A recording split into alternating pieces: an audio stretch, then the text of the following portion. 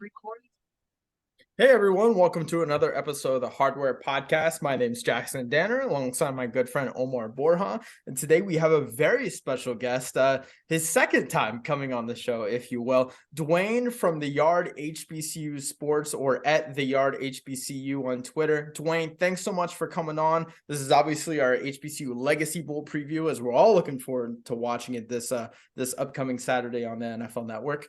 But we thought we'd go over, as we do for most other All-Star games, just a preview, what you can expect to see, some players we'd love to watch.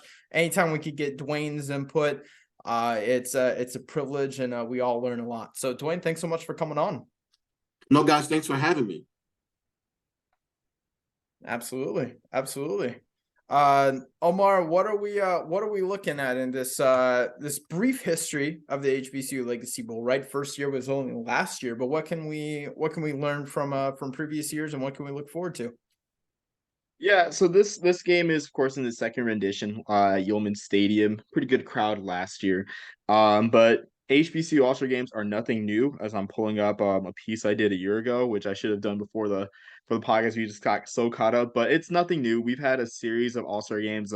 There's one in Jackson, Mississippi at Memorial Stadium, Veterans Memorial. There's one in New Orleans for a period of time. So yep, and coming up. Yeah, we got a couple. We got one in Houston. We had one at Atlanta Fulton County Stadium. The Freedom Bowl between the MEAC and SWAC, which is pretty much the kind of format for the Legacy Bowl. It's like either SWAC, SEAC, and versus MEAC, CIAA. But one of the Division One FBS HBCU conferences will be on one team with another Division Two HBCU conference, and the other team the other way around. So second year of the game, the NFL has been great in its partnership. I know Patrick Mahomes last year was very instrumental in that game, in organizing the game. So just a great event, honestly. And it's great that these players are getting a chance to shine, whether it be their first chance or their second chance, as we're looking at more than a few guys who played in not just HBCU Pigskin Showdown, but also the NFLPA Collegiate Bowl and possibly even the Shrine Bowl. The main player that comes to mind for the Shrine Bowl is Jadakiss Bonds of Hampton, but I didn't see him on the roster here. But there's other guys that getting a second look here. So this game isn't the only look for a lot of these HBCU guys. A lot of guys are getting a second and third look, which we'll talk about later on. But that's a little bit about the history of the game. It's new, but it's also not very new. Maybe the name itself is new, right? But it's tradition and it's legacy, if you will, is far from it. Omar, I want to mention a couple things, and then Duane, I'd love to hear your thoughts on both of these. So obviously it's not just, as with most of these All-Star games we've covered all postseason, Omar. Like, it's not just the game itself. In fact, that's a lot of times the least of it all. All of these practices, all of these meetings and interviews that you have with different departments, right? And it all boils down to evaluation, right? And the game plays the smallest piece of the pie in all of that.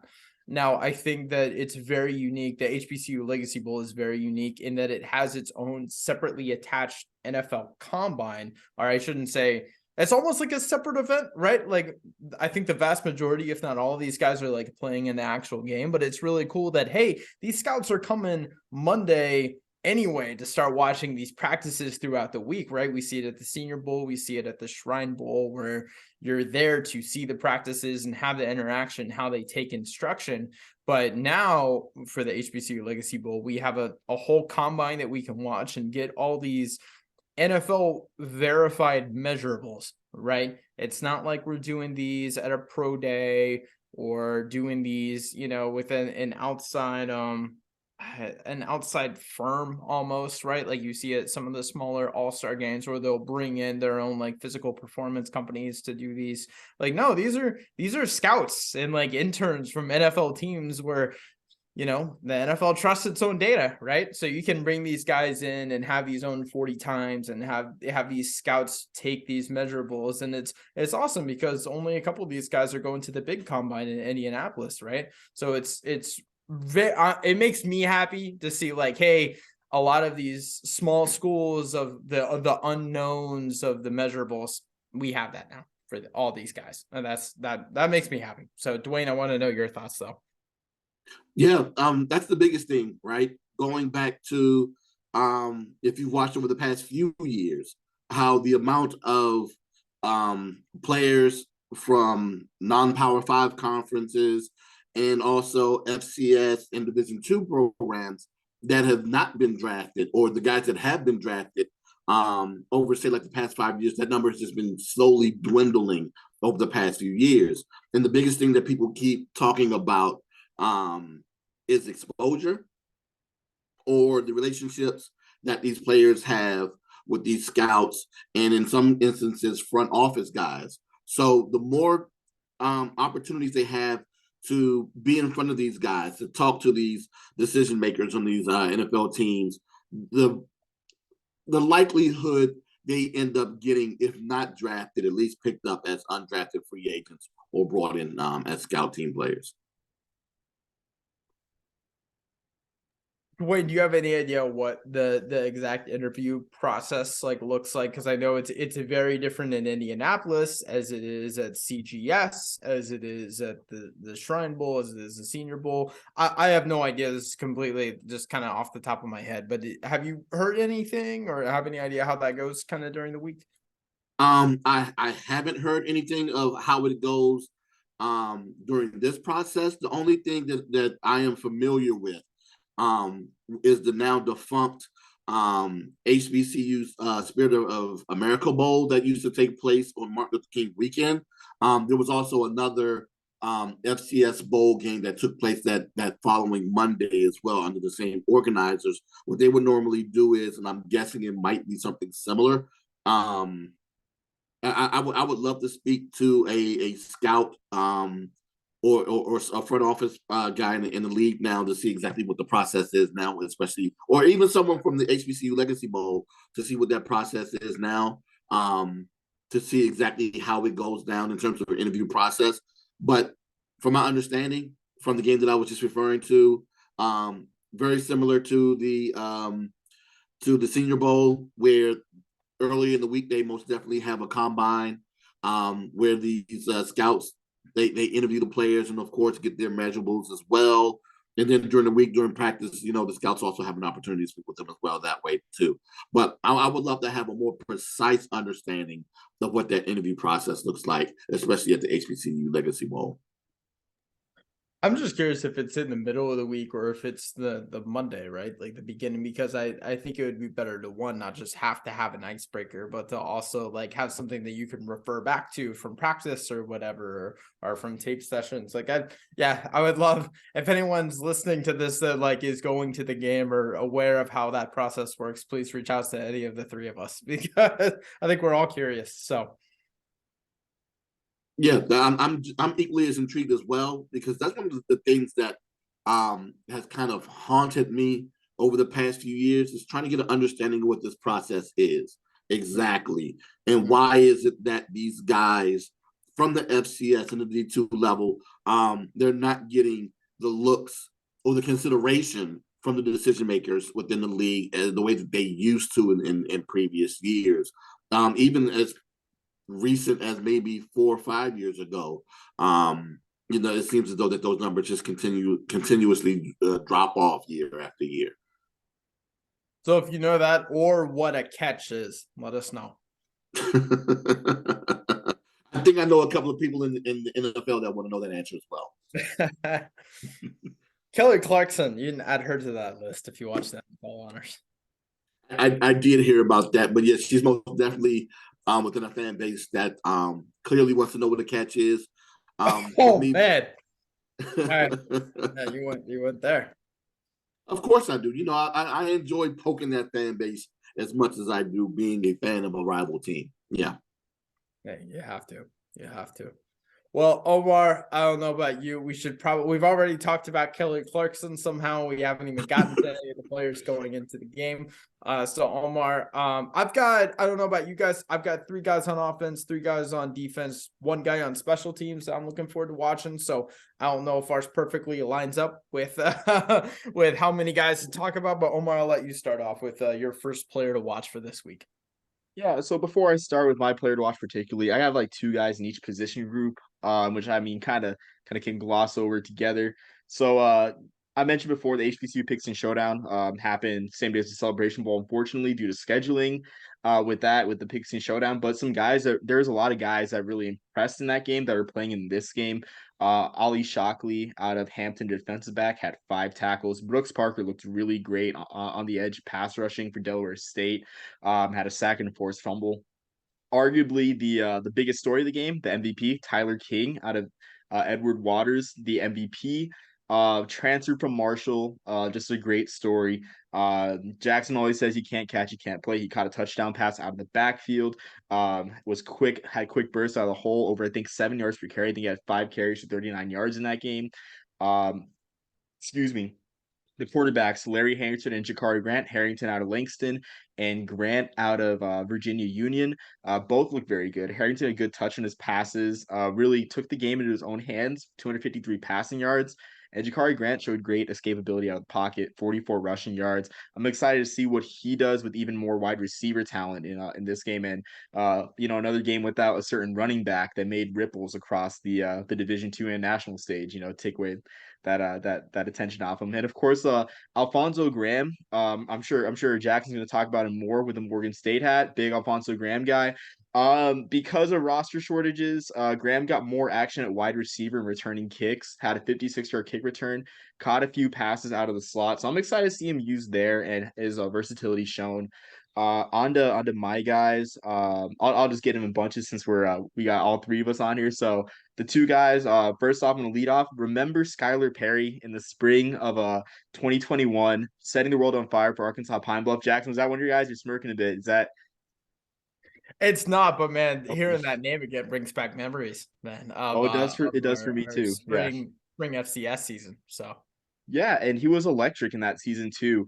And I had to just dust off the old 2021 SWAC championship game film against the Alabama A&M and just see how he did. And I like what I see with Skylar Perry. I always have, and we've kind of forgotten about him with as Arkansas Pine Bluff's fortunes have kind of, I wouldn't say ran out, but kind of changed the past couple of years. But I mean, he's patient in the pocket, but he can move well. He's mobile, but that's not the main part of his game. He's a very great passer, over 1,600 passing yards in his career, 41 touchdowns, 30 interceptions. Accuracy is a bit of a concern, 55%, but as we've seen with Josh Allen under the right coach, that can be worked on. The one thing with me that kind of caught my attention is he throws some really dangerous balls sometimes, and it's fun for us to watch. Quarterbacks throw some dangerous passes, but maybe it's not so fun for scouts. Like some of these passes, like I was just like, I don't know about that one. So maybe with the right amount of NFL coaching and everything, Perry can shine through and make better decisions this Saturday in New Orleans. It's a guy I like there. The other quarterback I really like a lot is Glendon McDaniel out of Southern. And this is a name that wasn't familiar with me this year because didn't really play that much until the SWAC title game when they benched their starter, when Southern benched their starter, and McDaniel had just a great game, over 200 passing yards, 162 yards on the ground. Great escapability in the pocket. He's a long strider. He's only 6'2", but I saw shades of Colin Kaepernick just with the long strides and everything. He has good touch in his balls. I'm excited to see how they use him in the Legacy Bowl. Honestly, just like with what type of scheme and everything, whether they try to coach him to be more patient, because a lot of what I saw is just take off and go instead of like Skylar Perry, kind of more lateral scrambling. Glendon McDaniel got north and south pretty quick. And Southern produces some great quarterbacks. Ladarius Skelton comes to mind for me. Had a couple 200-yard games for Southern, played in the HBCU Pigskin Showdown last year, and got some time in the Indoor Football League. And Jackson, and also Duane, I'm not sure if you saw much XFL, but this weekend the Houston Roughnecks had Cole McDonald run all their conversions. So maybe there's a spot in a league like that for a guy like McDaniel. Sort of a wildcat type guy that can either pass or run. On one play, you need one play, you need a couple points. Maybe McDaniel's your guy. So really fascinating quarterback group. And yeah. I was too busy watching Paxton Lynch, Omar, to notice any of that over the XFL this weekend. Omar, I actually didn't put any quarterbacks to watch only because I think quarterbacks in all-star games, it's not It's not a useless evaluation, but I'm not sure how much of a helpful one it is, only because you have these extremely simplified schemes. As obviously you're only allowed to use like certain personnel on offense. You're only allowed to like rush 3 to 4 on defense. You only can play these certain coverages, right? So like I look for them to not necessarily make like great decisions, but just like don't make bad decisions when the coverage is this simple. Also, and I'm not sure how much of like a useful talent this is at the next level, but like how quick can you get chemistry with these guys, right? How much can it be? How much touch can you put on the ball when you're working with these guys in such a short time span? So those are the two things I really look for in all-star games for the quarterbacks. But really, like, how much about a quarterback can you learn in a week? Like, if you're not having a firsthand account from our view, at least, right? Like, I'm sure these coaches are getting a great evaluation, but it's like, I don't know. It's tough to, pop on film all 22 of an all-star game and learn that much, in my opinion. So Duane, you might disagree. Omar, you might disagree, but that's just my philosophy with it as far as quarterbacks. No, not at all. I will say thank you for giving the analytical answer on quarterback evaluation in these all-star games. I'm going to go ahead and jump on the bully pulpit right now for a brief moment as it pertains to HBCU quarterbacks and their matriculation to the next level. I think it's been a travesty in recent years, especially the fact that we haven't seen, Akil Glass play on the next level. I think he's going to be playing in the USFL this upcoming season. But the fact that he hasn't gotten any looks over the past few years, I'm sorry, that he hasn't made it to anyone's practice squad at least, or at least for a tryout has been a travesty to me. Also the young man that played at Bowie State just a few years ago, I can't remember what his name is, but he was another big body QB that was capable of playing within the pocket and also had the ability to scramble as well. That didn't get any looks either. So that's the reason why I don't pay as much attention to the quarterbacks from HBCUs coming into these all-star games, even though there are a lot of talented guys. The guys that you named most definitely was Skyly Perry, and then of course Jalen Fowler, who I've seen a lot of coming out of North Carolina A&T.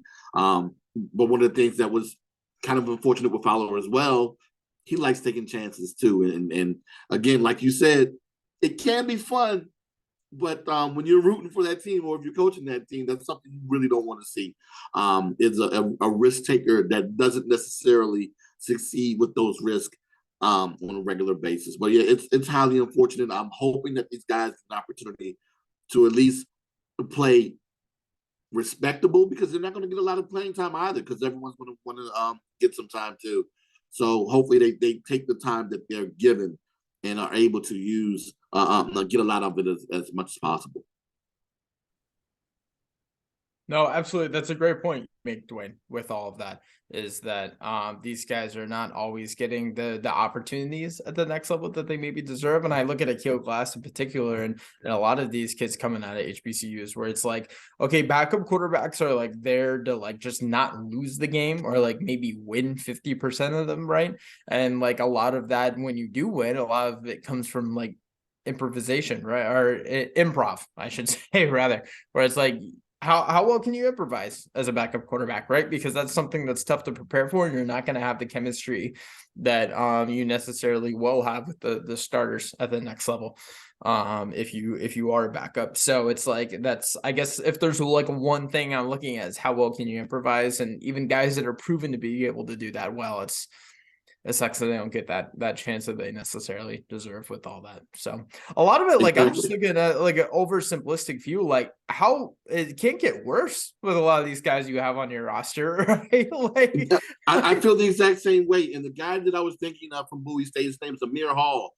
If I remember correctly, 6'4", 6'6", again, big body quarterback that has an arm, has the ability to scramble. And I'm guessing maybe it's because of the fact that he played at the D2 level that he didn't get the respect that I feel as though he deserved.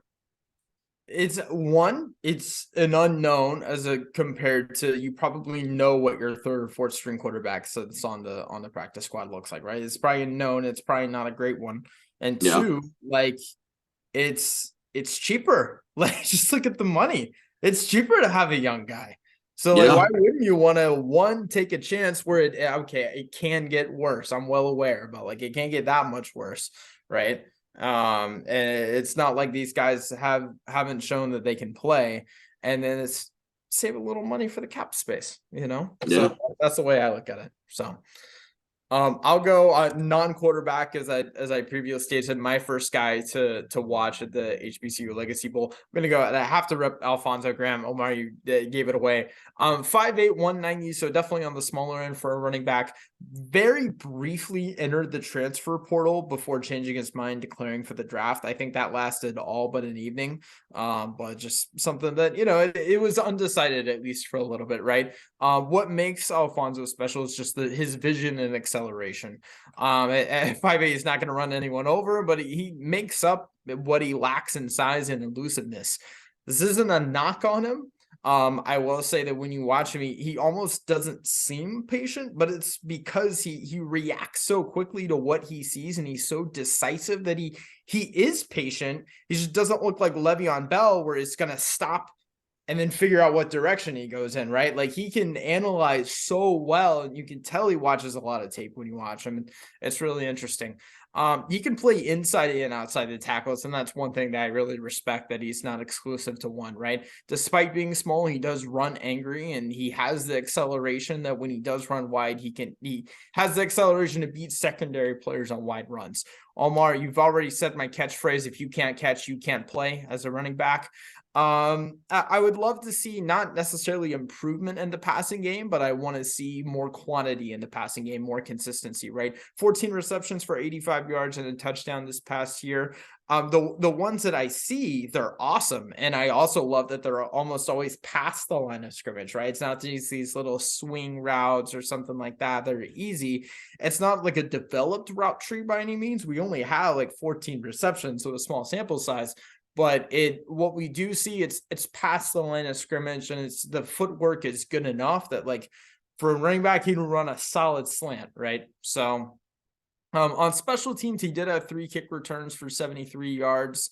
So even if it's not in the kick return capacity, want to see him play more special teams role, that's how he's going to make his money if he's 1 of 53, right? But man, I love Alfonso. I love his patience more than anything, and his decisiveness. It's those two rarely go hand in hand, and he just makes it look so natural. I love his consistency. He's had like 5 100-yard games this year. And I mean, 8 touchdowns, 5, almost 6 yards per carry. So very consistent player, a player with a high, for a guy that's 5'8", it's a very high ceiling. And I'm looking forward to see where he lands and hopefully ball out in the Legacy Bowl.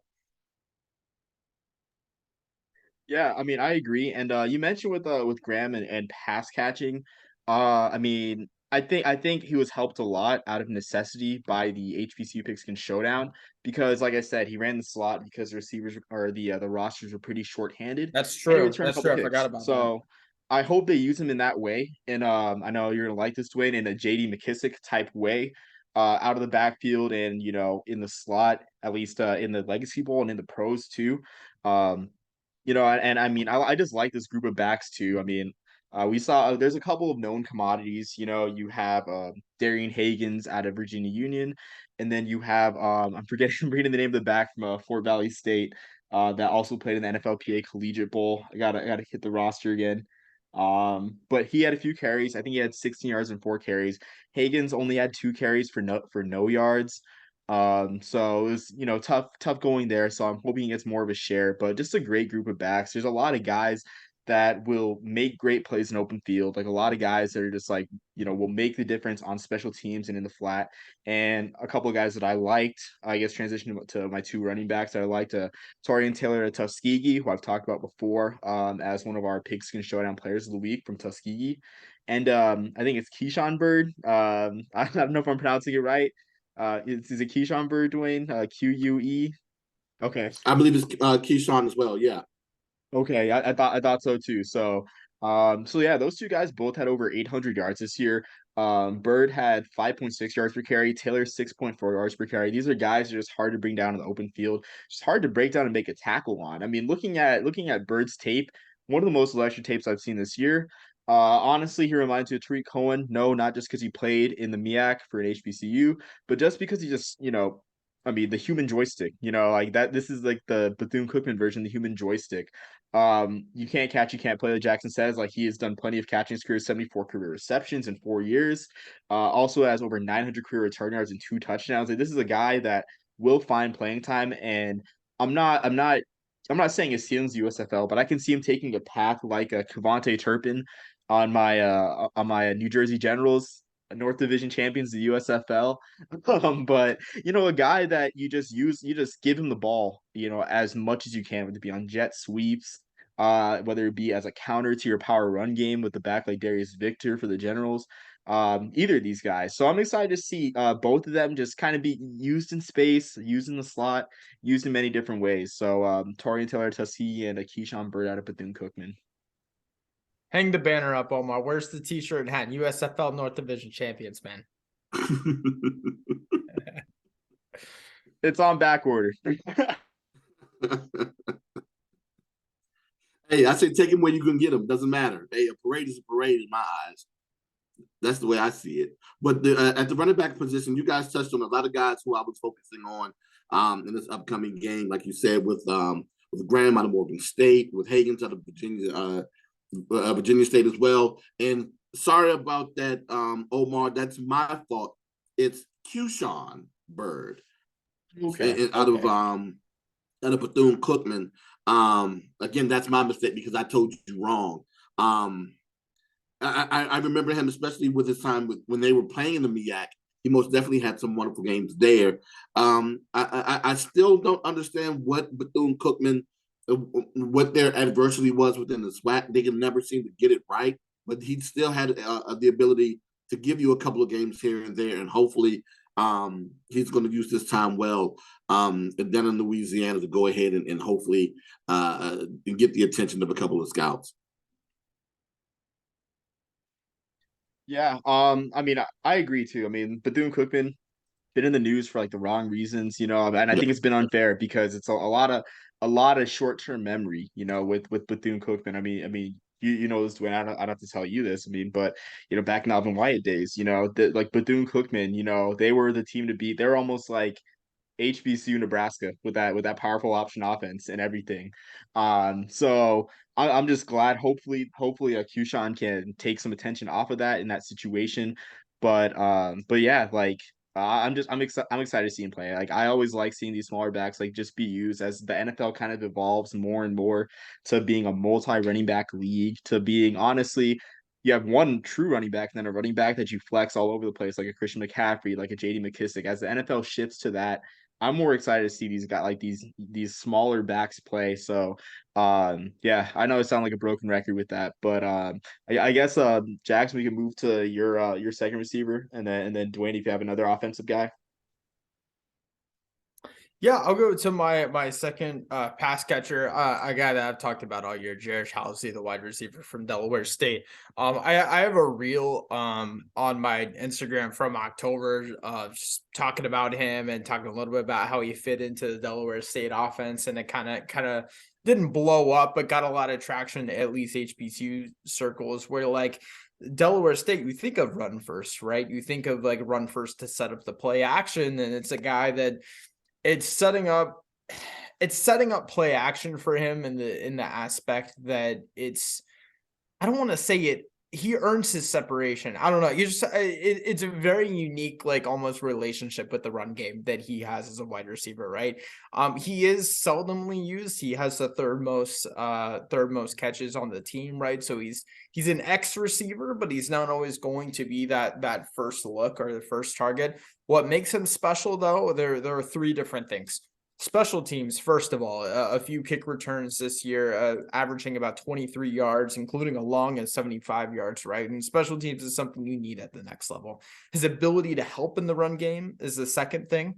Like I said, Delaware State is a more run first offense, and it's rare that you see an outside receiver like help contribute as much in the run game as Jarish does. That's really fun to watch, and that's something that maybe you put him in slot at the next level, right? And so that's a box you already know that he checks. And the last thing, and I think this what's the most unique, his comfort catching outside the numbers.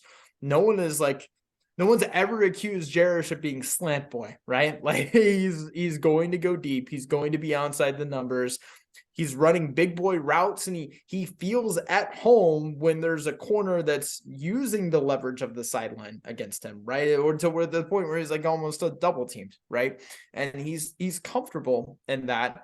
And obviously a lot of chemistry with the quarterback in the passing game there, because you have to when you're throwing at that precise location. But it's just fun to watch Jarish. It's fun to watch him on deep routes. It's fun to watch his speed. I didn't get the exact numbers from the HBCU combine earlier this week. But man, he's fun to watch, and I'm really looking forward to seeing him. Another thing that I'm looking forward to seeing him specifically in an all-star game setting, though, is like against the simplified defense, right? If it's anything less than cover 3 when he's going on like a go route or a fade or something like that, the safety's going to have a tough time, like going all the way over there and crossing the field to blow up the play, right? Like it's going to be the corner that's assigned to him that's going to be responsible for covering him, and he's going to be the only one that can get a PBU. So I'm looking forward to seeing Jarish. Now it's funny that you actually bring up Jarish, right? Speaking to former Delaware State head coach Rob Milstead before the season started, I asked him about the losses of I can't remember the running back's name from Del State that transferred to Jackson State, even though it's sticking in my mind right now. Sybian Wilkerson or Sybian Wilkerson? Yes, Wilkerson. Yes, sir. Yes, Wilkerson. And then, of course, the loss of his big body wideout, Trey Gross, coming into this year. And right. He came in, he basically told me, hey, I'm not worried about those guys because I believe that their replacements are equally as good, if not better. And he most definitely was talking about Halsey, who actually was number 2 in the league, in the conference. Even though he only had 22 receptions, he was number 2 in the conference in terms of yards per catch. So when he said that, I was a little taken aback, only to be proven correct. So yeah, that was exciting to see. But the wideout that I'm most definitely keeping my eyes out on is the uber productive Xavier Smith coming out of Florida A&M. This guy has been a touchdown machine. Throughout his career, he has 30 total touchdowns, 29 of them are receiving. This is a guy who has done it with several quarterbacks as well throughout his tenure at Florida A&M. So I'm intrigued to see exactly what he's going to be capable of doing on Saturday. But this is a guy that also has racked up at least 1,000 yards twice in his career. So this is a guy who I believe most definitely can play on the next level. Yeah, and I mean, I like we mentioned Xavier Smith, Duane, because what I think of is just like the quarterback turnover over like past couple of years. With a guy like Smith, you can say, oh, in 2019, it was all because of Ryan Stanley, why he put up those big numbers. And then, he just proved that that wasn't the case too. So I'm looking forward to see like his chemistry that he has, even though it's a short period of time for these All-Star games to build like that chemistry with your receiving core. I'm excited to see it. He seems like a guy that can really work with any quarterback for sure. So I'm excited to see what he does in this game too. This so happened I'm wearing this FAMU hat for the first time that Jackson gave me. So pretty hyped about that. But staying with the receiving core, I mean, every position group, and I mean, I guess I'm saying this more for the offense because like everyone likes offense more, and I feel bad saying that because I played corner in high school, but everyone likes the offense more. But it's like these position groups are just so stacked. Like there's something for everyone. 2 guys that I liked a lot were Antoine Murray out of Howard and Devon Clark out of Clark Atlanta. Or sorry, so I say Devon Clark, I meant Devon McCoy out of Clark Atlanta. Murray's just a great deep threat. 17 yards per catch his last 2 years. Most people saw him in the national stage against Morehouse in that game broadcast on CNBC at MetLife Stadium. Over 100 yards, 8 catches. Just was a great deep threat, caused a lot of separation with those Morehouse defensive backs. And I know it can get a lot better than Morehouse defensive backs, but just from seeing that, honestly, I'm excited to see just, I guess, the kind of routes that he runs, just the different, like whether it be intermediate routes. He had some good intermediate routes in that game against Morehouse, along with the deep routes. And McCoy, I think, is one of the most fascinating pieces offensively in this game. Guy that had 28 catches, 518 yards, so he can stretch the field. But he reminds me of another wide receiver who played college ball in Atlanta. And I'm not saying Calvin Johnson, I'm saying Darren Waller. I'm saying he reminds me of Darren Waller. Same kind of build, 6'6", 230. I think a team will put more weight on McCoy and kind of convert him to a tight end, honestly, because he's got that same frame. He's got that great jump ball ability. So I mean, I'm looking forward to, I guess, what teams do with him, whether they, add more weight to him, and because Darren Waller was more of a late bloomer before he made that that move to tight end. So I don't anticipate the same kind of trajectory for McCoy, but I hope that I kind of see more as a tight end, to be honest with you. So I wonder if he'll get work in this game at the tight end position. I think he should, but just a great receiving core, and that goes along with the tight ends too. I mean, Kamari Everett, who already got a couple All-Star nods, his tape was electric. Just a great jump ball receiver at tight end. So really excited for just all the skill groups, in this All-Star game. To your point about Antoine Murray, don't get it misunderstood. It wasn't just against Morehouse that he shined against. Being in DC, I've seen Murray connect with Quentin Williams quite often, and he torched a lot of secondaries throughout his time on Georgia Avenue. But a couple of other receivers that most definitely stand out to me. Again, another receiver who I've seen a lot of, Zachary Leslie out of North Carolina A&T, big body wideout, 6'3", 203, runs a 4.5, is able to stretch defenses. And CJ Bowler out of Alcorn State. God, it's unfortunate that, for him at least, that Alcorn State offense, which is most definitely has been known for being able to pass the ball, has become a lot more run heavy this past season. But when CJ was playing with Triggerman back there, Felix Harper, they were causing the headaches in the SWAC, putting up a ton of points.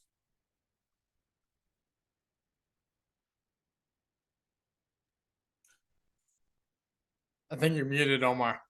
Oh, okay. I thought you had something to say, but yeah, no. I mean, it's like just a great receiver group, and Bowler got work too in the HBCU Picks and Showdown. Which, looking for the box score, I don't think he's named correctly because there's a couple guys that that didn't play offense in that box score, but I think he had 4 catches in the game too. And speaking of Felix Harper, it's a shame he hasn't found a spot on the team yet. I just think a lot of guys like Glass and Harper just need film. So a league like the USFL and the XFL, it's just great. I hope that they get a look. I'm excited. I hope Glass. I know we're going off topic before we get to your guy Jackson, but I know Glass is in the Birmingham hub of the USFL. The smart decision money wise would be to start Akil Glass, opening day for the Breakers. And probably the smart decision strategically.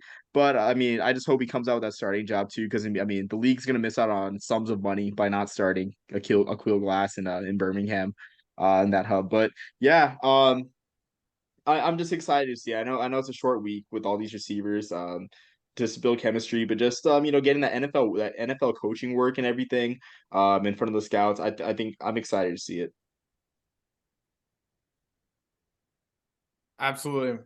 No, I'm gonna go with my I'm gonna go ahead and move into the trenches with my last offensive player to watch for this week, and I'm probably more excited for this prospect than maybe anyone else to watch. Right? I really wish we could get the end zone cam of the all 22 live for this, but Mark Evans, the left tackle from Arkansas Pine Bluff.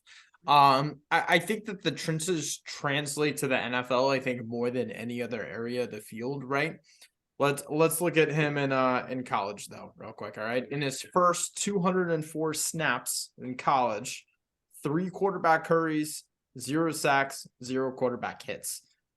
That is something else, man. And that was like initially, and it only improved with time. So I look at how can you immediately translate by moving up to the next level.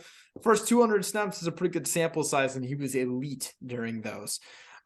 Measurably speaking, he is undersized, right? He's about the only thing that he's above average in though is hand size, actually. And aside from arm length, if there's one measurable you want to be above average in, it's hand size. So you can really lock a good grip on these guys, right? So that's something that he's at least got going for him in that aspect. Form wise, really solid feet. Yeah, I mean, you have to look at his size, right? He needs solid feet for that. He's quick getting off the line in the run game. He has quick feet in pass pro that allows him a lot of leverage, right? Where he can backtrack in his step and gain the leverage in that. Got plenty of experience at Arkansas Pine Bluff. Also played in the East West Shrine Bowl a little bit right out in Vegas. He didn't just participate in the HBCU combine, he's at the big combine in Indianapolis, right? So he's got that, gonna have plenty of eyes on him there. But yeah, I'm super excited for Mark Evans, excited to see how he goes against some of these. I'm not sure what the teams are exactly. If we can see him against Jordan Lewis, that would make my day. But man, I'm excited to see Mark Evans. If you don't trust me, trust longtime Patriots front office exec Scott Pioli, right? He said himself, you'll see him in the NFL next year. So I'm excited to watch him.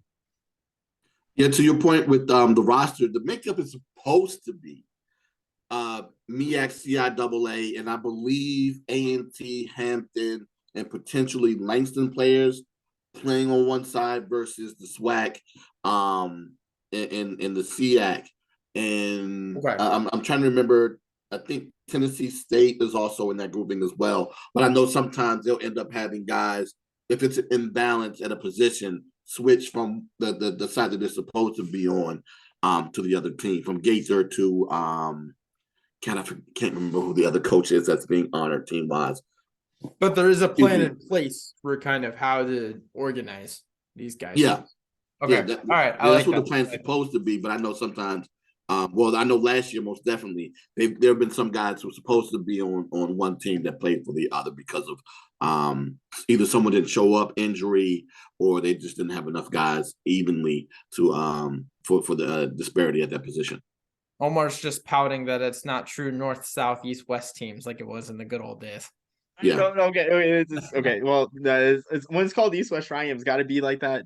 I know, but it's with this, it's excusable because most HBCUs are in the southern United States, and I feel the divide is actually pretty good geographically because you have the Mid Atlantic, the MEAC, and the CIAA versus the Deep South. So Jackson, you tried to get me,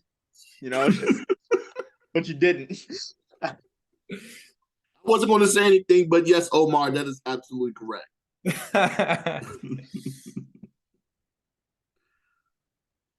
But yeah, I guess all geography aside, I think that that does that for the offense. Going on to the defense, a lot of good defensive linemen. Just a brief mention, Jason Dumas is a guy that I like. 17.5 TFLs for Prairie View, transferred in conference in division to Southern.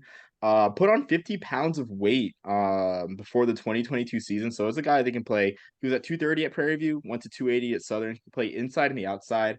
So definitely something to look for, versatility, whether it be a 3-4 or 4-3 scheme.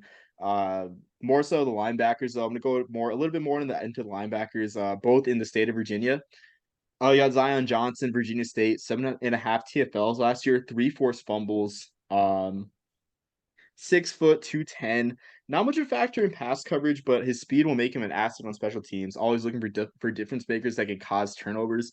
So I like him a lot at linebacker. And the guy that I like the most is DeMonte Rem out of Virginia Union, a converted running back. And I think that makes him a valuable asset because you're always trying to get into the offense's head. That's kind of something that's an intangible trait. And just being a former running back, a guy that's carried the ball for NC State, carried the ball for UNC Pembroke, multiple programs, multiple schemes, kind of just adds that football IQ. I feel like he's in the offense's head. He's in the offense's head more than a lot of linebackers are. So I'm excited to see Rem play, and I think that aspect kind of makes him a sleeper kind of draft. Yeah, I guess draft prospect / pro prospect, whether it be USFL and XFL. But those are two linebackers I liked a lot from the defensive position. I mean, most of who I'm going to talk about is in the defensive backfield, as being a former defensive back. But just two guys in the front seven I liked a lot, or three guys I liked a lot.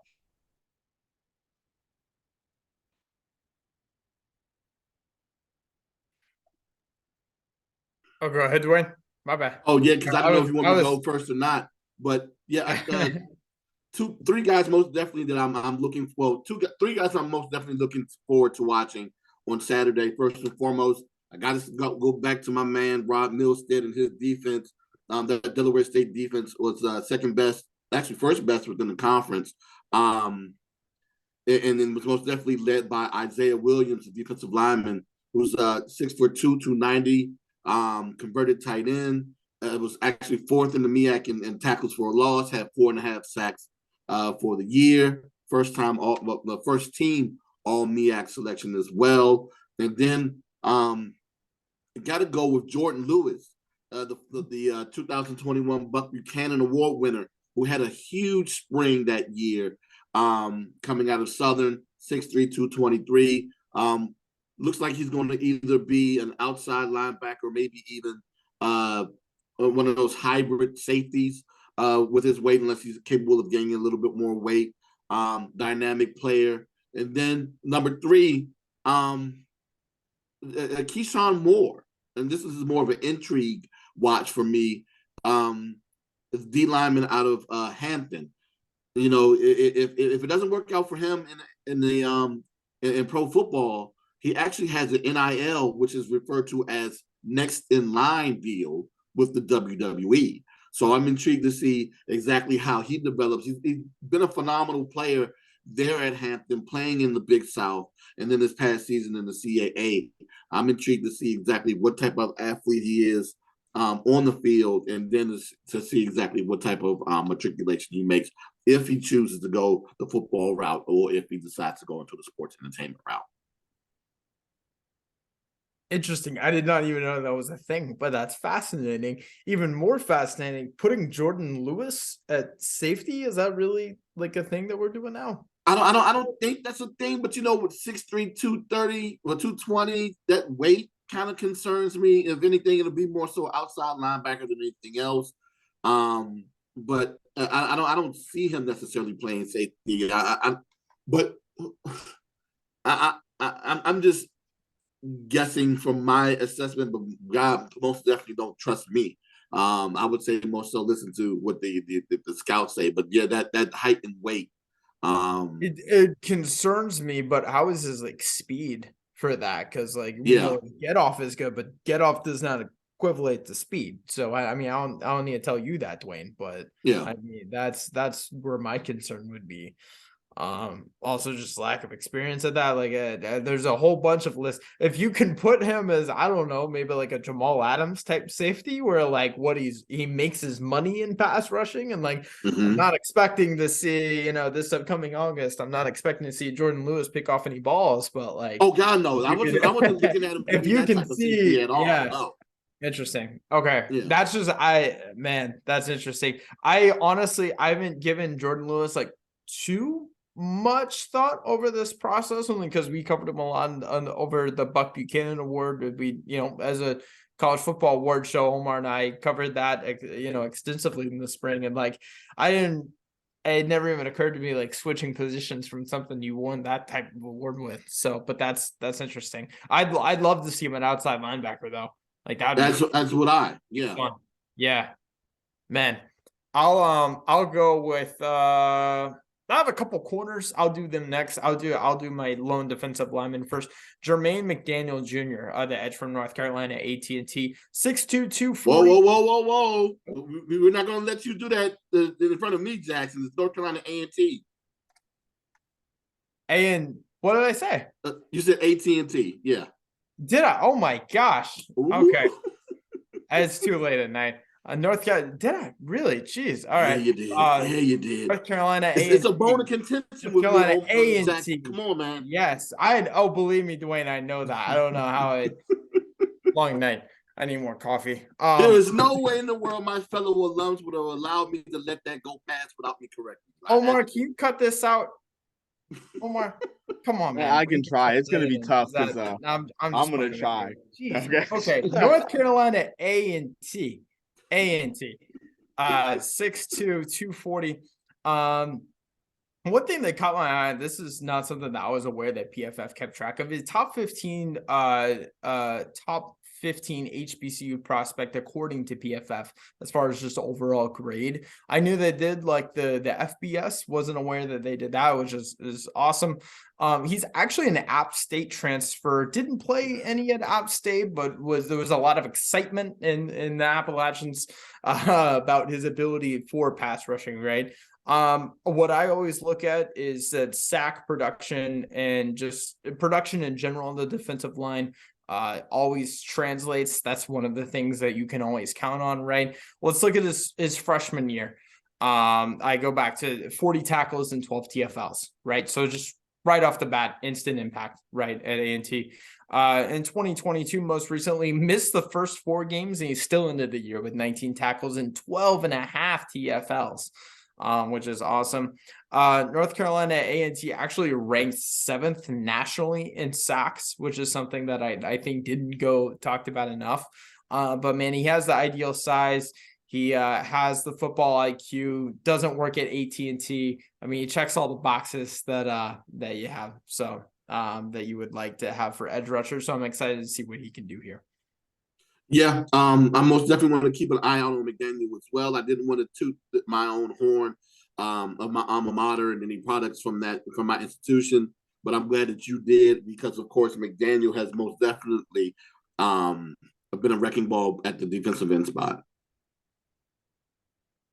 For his I don't even want to say mentality, but his style of play, is it more like Jadeveon Clowney, like a wrecking ball, or is it more like finesse, almost like the Bozas, where it's form? Like what do you attribute his success to?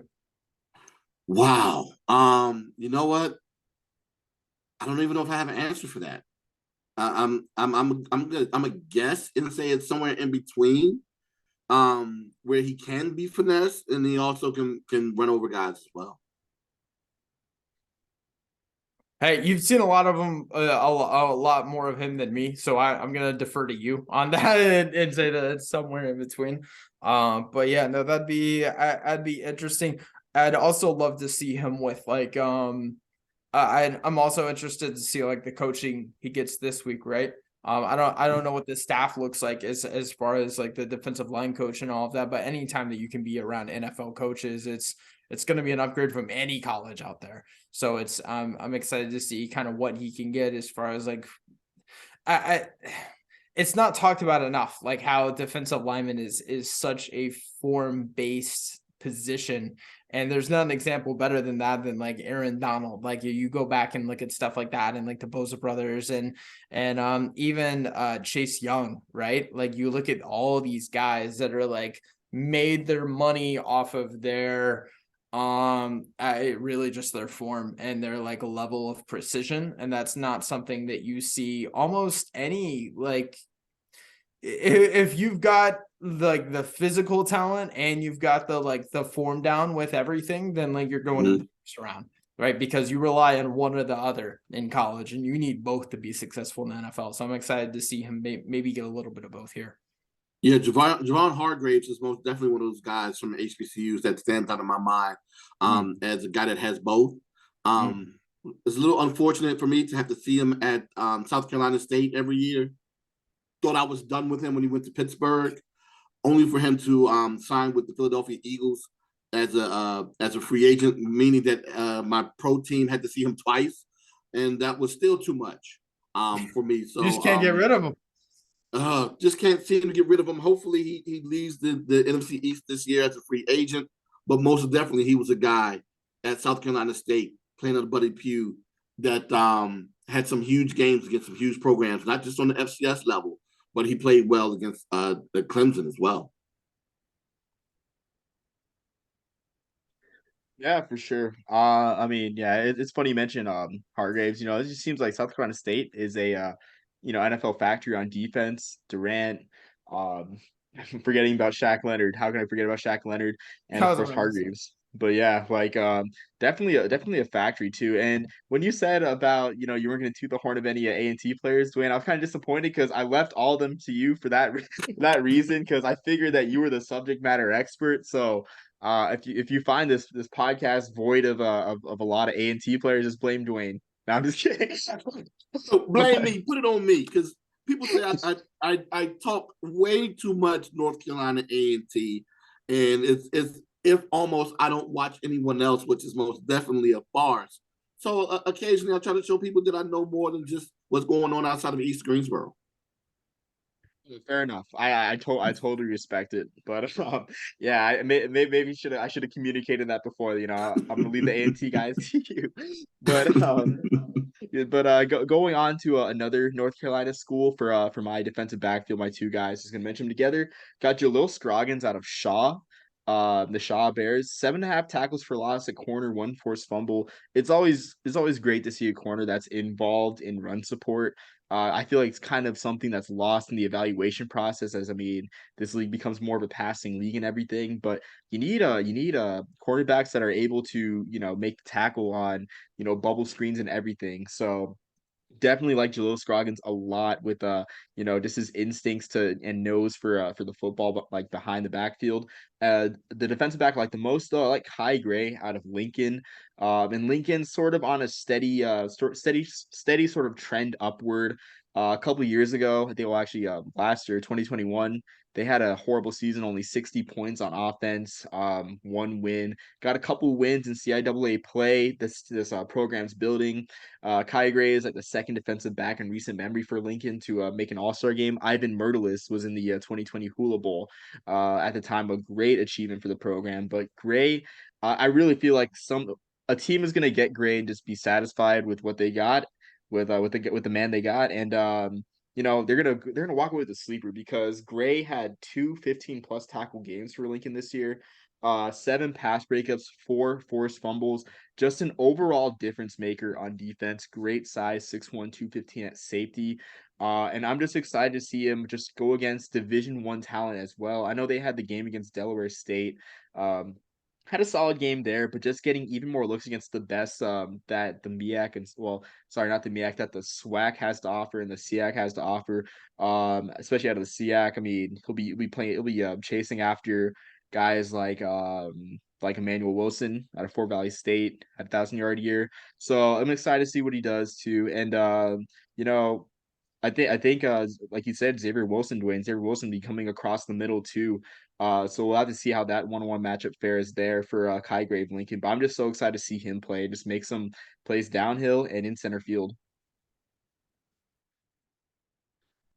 One of the guys who I had very little knowledge about until about a week or two ago, Stephen Pierre out of Albany State. Played both safety and linebacker, 6'2", 205. I'm expecting him probably get a lot more look at safety. First team All-SEAC guy, 84 total tackles. So I'm looking to see him potentially play at the strong safety slot.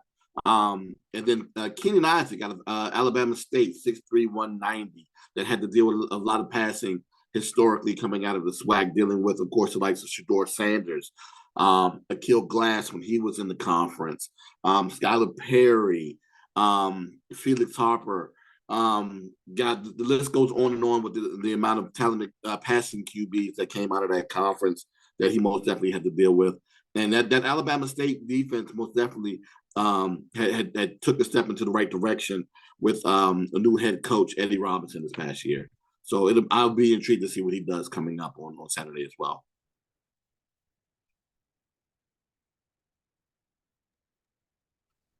Absolutely. I'll go ahead if you guys are cool with it. I'll go ahead and go with my next guy. But Duane, I want to ask one thing, and this is something that I meant to ask when we started talking about defense. Have you heard anything about as far as like position changes or anything like that? Have you heard anything about the Claude Shirtless? I have About not. maybe like moving to safety. Okay. Because I know when we did the Pigskin Showdown, I went over and like apparently he played like safety in high school, man. So he's already got some experience. He's already like one of those like he's not small, but he's not like not a big linebacker either, right? So it's like I just didn't know if you had heard anything about like maybe moving to safety for the week, because that or some kind of hybrid. Because I would love to see him like that. I think that'd be a lot of fun. I'll go with Keenan Isaac. He's my first corner from Alabama State. 6'2", 186. He's a very raw player. I'll use the terminology, not a lot of tread on the tires, right? We'll spin it into a good thing. It's ironic considering he started 11 games his freshman year, right? 55 tackles, 4 TFLs, 8 PBUs. 2020 obviously missed because of COVID. 2021 only played in 2 games because of an off-season injury. This most recent year, only 27 tackles, 1 interception, 8 PBUs, so those are still there. His length and his instincts are what make him what he is, right? He can really flip his hips. He's very comfortable in press. Probably more of a man guy than a zone guy, right? He can be lacking in technique as any guy with his experience level can be, but his physicality also isn't always there. But those two things we can see improve, right? You can't teach instincts, you can't teach length. So like I'm excited to see him develop further in those under the right coaching. Man, he checks all the boxes for the things that you can't teach, and I just want to see him take that next step. He's also an NFLPA Bowl alum. Omar, you caught more of that than I did. Any standout plays or anything from the game with Keenan? No, I didn't really see any. It was kind of hard to track too. Because I mean, just like with the box score came out and there wasn't really great defensive statistics. I just got through the first half of the game, so I didn't really see much. But what I did see from Isaac, though, I did scout him before the NFLPA Bowl. Came out of nowhere to make a couple plays against Jackson State. So yeah, that's really all I had for Isaac. But yeah, I mean, just a lanky corner. That's definitely something that you can't teach. You can teach going step for step with the guy, agility and all that, but you can't teach size. And one thing about physicality, if you're a good enough corner, you don't need physicality, right? So, yeah, that's another thing with him. But yeah, I'm excited to see him this week. Yeah, so I guess with that, Jackson, I guess I'm gonna go. You can't forget about kickers and punters. This isn't the XFL. Oh, We're I not have one more. I have disincentivizing. one Okay. more defensive player. If you're cool, if we're moving on to special teams. Okay, go ahead then. Go ahead then. I've got DeJohn Warren, the corner from Jackson State. I don't. You can follow HBCU football very casually, and you probably know the name. Former 4-star prospect, right? Former Georgia commit, #1 overall JUCO recruit. So I don't need to tell you anything about how talented he is. All of that, and also being under the tutelage of Dion for 2 years as a corner, and I don't think there's a better coach to have for all of that, right? Had an unofficial time at the HBCU combine of 4.36 seconds for the 40, right? So, I mean, he is fast, 6'1", 185, 28 games played, 58 tackles, a couple TFLs, only 1 pick in all of that. Duane, you've seen more of him than me. I don't know if it's because he just wasn't being targeted that he only has 1 pick, which would be a very good thing, or if there is lacking a little production.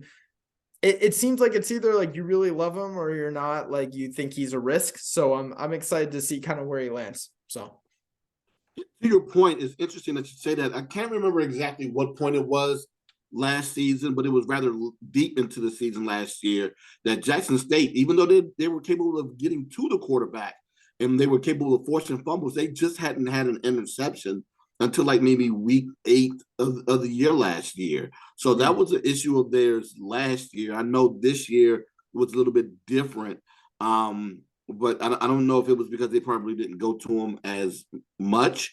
But yeah, I do know most definitely in 2021 that in the fall. No, actually, that was the fall of 2021 where it took them a while for them to actually get an interception.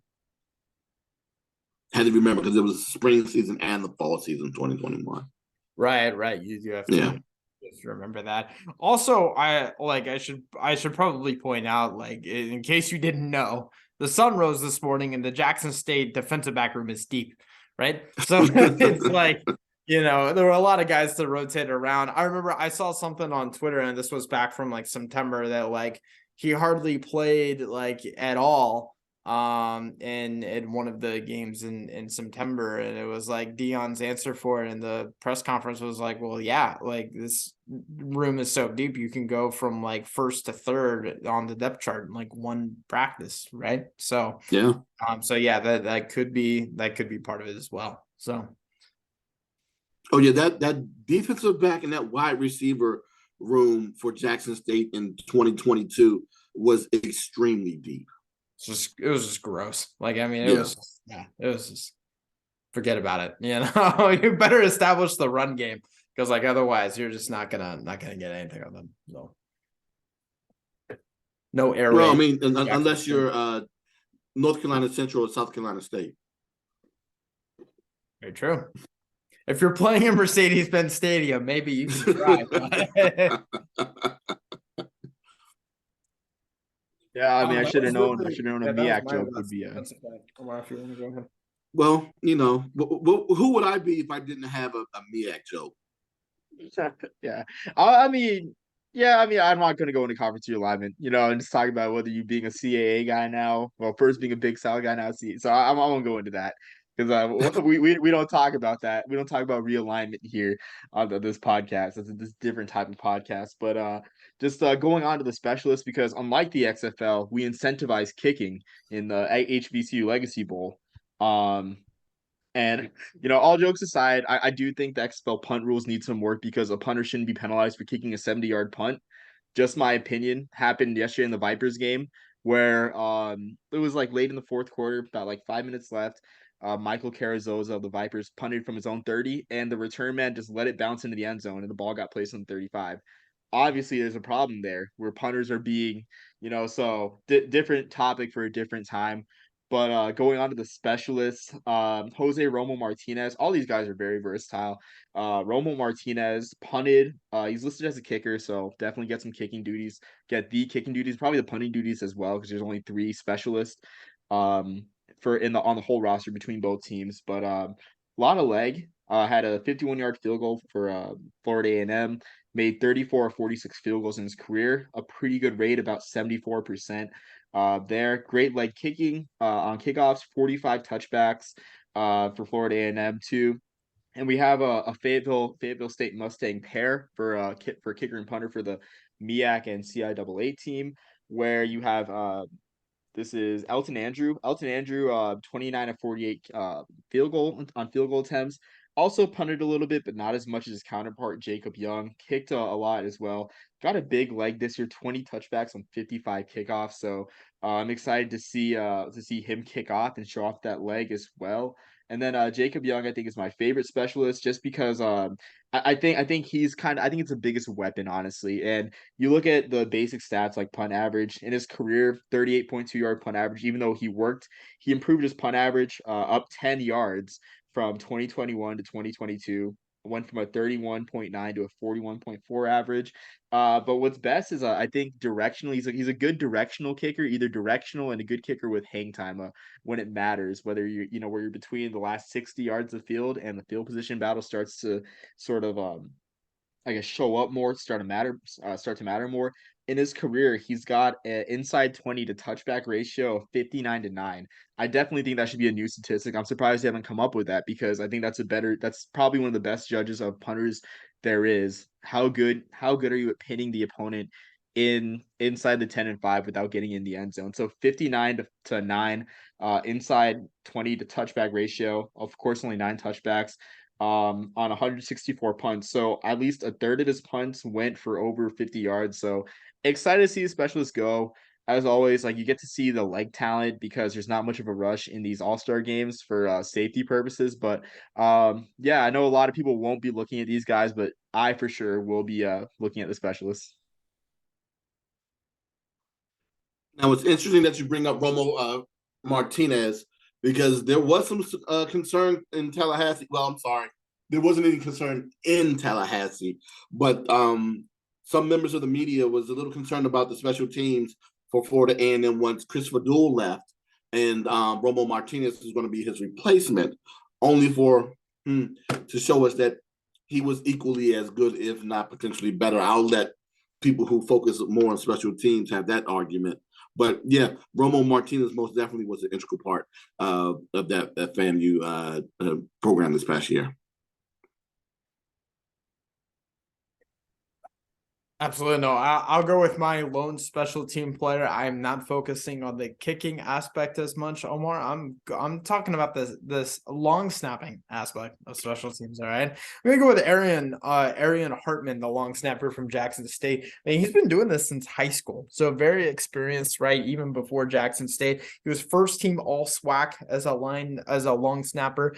One thing that I love to point out, he downed 2 punts as a long snapper versus Grambling. He reliably beats the gunners down to the ball or to the returner. It's very impressive to watch. Honestly, I can't remember being this excited about a long snapper since probably Jake Ferguson back a couple years ago, right? I mean, rarely at long snapper do you look for them to be a contributor. You more look for them not to be a liability. Like Arian Hartman, like between like not screwing up long snapping the ball, which is like the majority of your job, and then also like he's also contributing and punt coverage. It's awesome to watch. So I'm looking forward to seeing. I have no idea if they're going to be going, what the percentage of speed for play is here at special teams for the HBCU Legacy Bowl. Again, big advocator for them to go 100% on special teams, or maybe see like some XFL style kickoffs to not risk injury as much. But man, that's where a lot of these guys are going to be playing, and so I'm excited to see Arian Hartman do his thing, and I hope that even if everyone else is just kind of, all right, plays over, let the punt go. I hope Hartman is just sprinting down the field like he has all year for punt coverage. So that's what I'm hoping to see Saturday.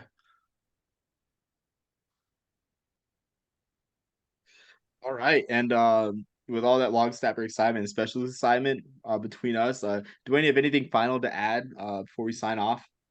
Any long snapping, all 22 points you'd like to make?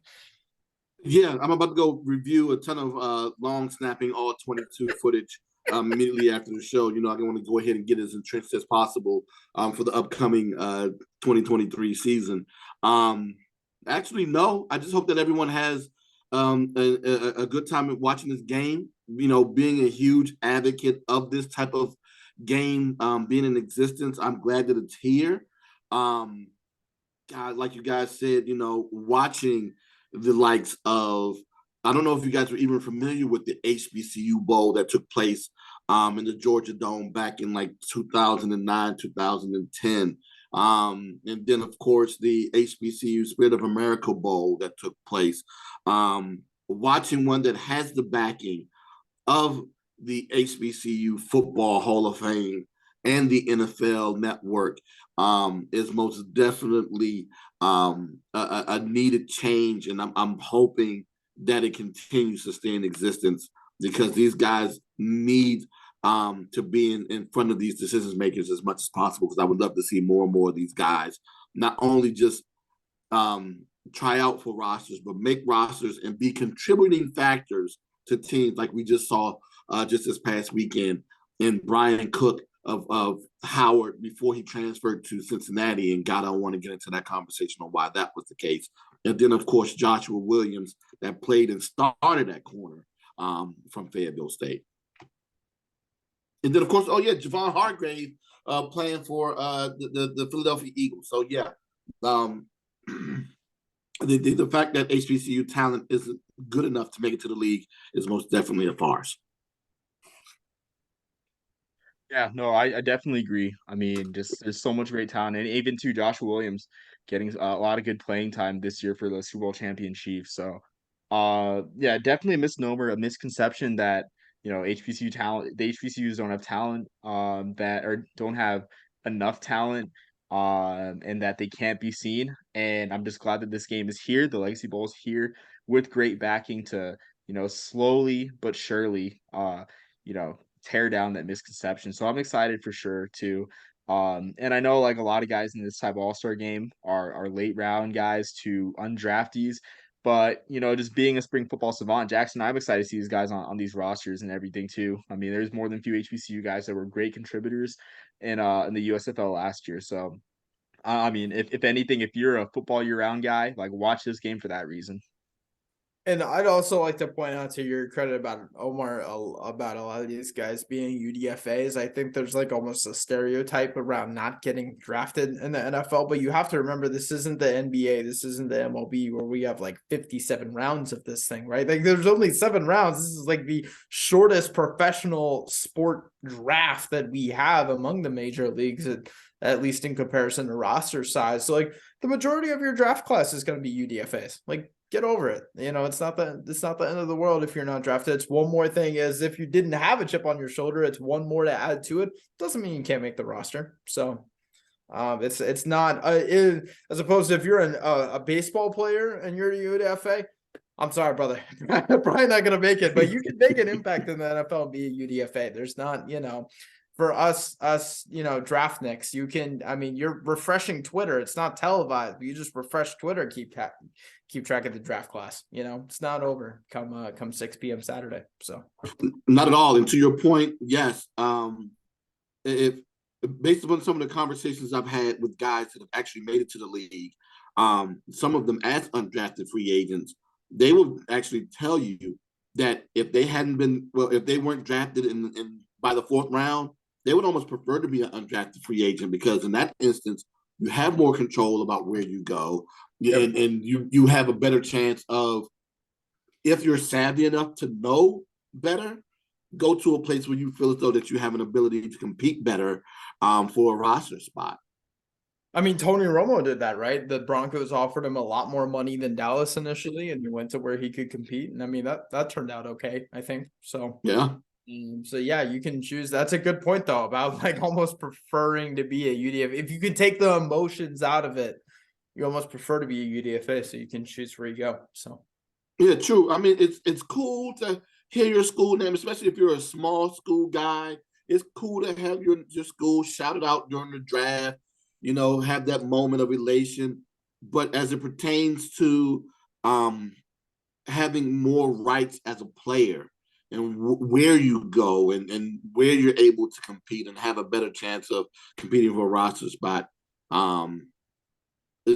don't look down on undrafted free agents. Not at all. It's not a curse.